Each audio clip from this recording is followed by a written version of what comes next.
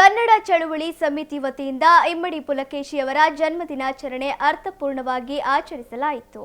ದಾವಣಗೆರೆ ನಗರದ ಜಯದೇವ ವೃತ್ತದಲ್ಲಿ ಇಮ್ಮಡಿ ಪುಲಕೇಶಿಯವರ ಭಾವಚಿತ್ರಕ್ಕೆ ಪುಷ್ಪನಮನ ಸಲ್ಲಿಸುವ ಮೂಲಕ ಗೌರವ ಸಲ್ಲಿಸಲಾಯಿತು. ಬಳಿಕ ಮಾತನಾಡಿದ ಕನ್ನಡ ಚಳುವಳಿ ಸಮಿತಿಯ ಜಿಲ್ಲಾಧ್ಯಕ್ಷ ಶಿವರತನ್, ಇಮ್ಮಡಿ ಪುಲಕೇಶಿಯವರ ಜನ್ಮದಿನಾಚರಣೆಯನ್ನು ಪ್ರತಿ ವರ್ಷವೂ ಆಚರಿಸಿಕೊಂಡು ಬರಲಾಗುತ್ತಿದ್ದು, ರಾಜ್ಯ ಸರ್ಕಾರ ಪ್ರತಿಯೊಂದು ಜಿಲ್ಲೆ, ಕಾಲೇಜು ಹಾಗೂ ಸರ್ಕಾರಿ ಕಚೇರಿಗಳಲ್ಲಿ ಇಮ್ಮಡಿ ಪುಲಕೇಶಿ ಜಯಂತಿಯನ್ನು ಅಧಿಕೃತವಾಗಿ ಆಚರಿಸುವ ರೀತಿಯಲ್ಲಿ ಕ್ರಮ ಕೈಗೊಳ್ಳಬೇಕು. ಅಷ್ಟೇ ಅಲ್ಲದೆ ಇಮ್ಮಡಿ ಪುಲಕೇಶಿಯವರ ಇತಿಹಾಸವನ್ನು ಮುಂದಿನ ಪೀಳಿಗೆಗೆ ತಿಳಿಸುವಂತಾಗಬೇಕೆಂದರು. ಕನ್ನಡ ಚಳವಳಿ ಸಮಿತಿಗೆ, ಇಮ್ಮಡಿ ಪುಲಕೇಶಿ ಅವರಿಗೆ,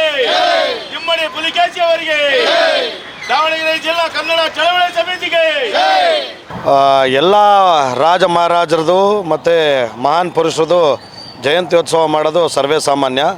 ಆದರೆ ಕರ್ನಾಟಕದ ಪ್ರತಿ ಕನ್ನಡಿಗರು ನೆನೆಯಬೇಕಾದಂಥ ಮಹಾನ್ ದೊರೆ, ನಮ್ಮ ಭಾರತ ಖಂಡನ, ಅಖಂಡ ಭಾರತ ಖಂಡವನ್ನು ಆಳಿ ನೌಕಾಪಡೆ ಇಲ್ಲದ ಕಾಲದಲ್ಲೇ ನೌಕಾಪಡೆಯನ್ನು ಸೃಷ್ಟಿಸಿ ಅರಬ್ ತನಕ ದಾಳಿ ಮಾಡಿ ಒಂದು ಸಾಮ್ರಾಜ್ಯವನ್ನು ಆಳದಂಥ ಸಾಮ್ರಾಟ, ಮಹಾನ್ ಸಾಮ್ರಾಟರು ನಮ್ಮ ಇಮ್ಮಡಿ ಪುಲಕೇಶಿ ಮಹಾರಾಜರು.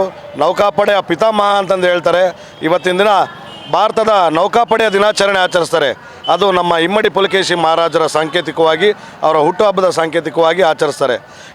ಇದಿಷ್ಟು ಎಷ್ಟೋ ಮಹತ್ವಗಳು ನಮ್ಮ ಕನ್ನಡಿಗರಿಗೆ ಆದಷ್ಟು ಗೊತ್ತಿಲ್ಲದಂಥ ವಿಚಾರ ವಿಷಾದನೀಯ. ಆದರೆ ನಾವು ಅದನ್ನು ಸಂಭ್ರಮಾಚರಣೆಯನ್ನು ಮಾಡೋದು ನಮ್ಮೆಲ್ಲರ ಕರ್ತವ್ಯ. ಹಾಗಾಗಿ ನಮ್ಮ ದಾವಣಗೆರೆ ಜಿಲ್ಲೆಯ ಕನ್ನಡ ಚಳವಳಿ ಕೇಂದ್ರ ಸಮಿತಿ ವತಿಯಿಂದ ಇವತ್ತು ಇಮ್ಮಡಿ ಪುಲಕೇಶಿ ಮಹಾರಾಜರನ್ನ ನೆನೆಸ್ತಕ್ಕಂಥ ಒಂದು ಕಾರ್ಯಕ್ರಮನ ಹಮ್ಮಿಕೊಂಡಿದ್ವಿ.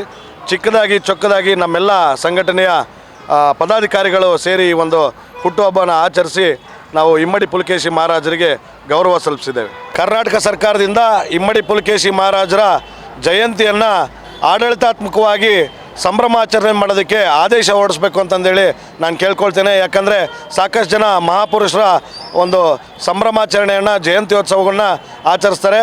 ಆದರೆ ಮಹಾನ್ ಸಾಮ್ರಾಟ ನಮ್ಮ ಇಮ್ಮಡಿ ಪುಲಕೇಶಿರವರ ಒಂದು ಜಯಂತ್ಯೋತ್ಸವವನ್ನು ಆಚರಿಸಬೇಕು ಅಂತಂದೇಳಿ ನಾನು ಈ ಮೂಲಕ ಸರ್ಕಾರಕ್ಕೆ ಮನವಿ ಕೂಡ ಮಾಡ್ತಾ ಇದ್ದೇನೆ.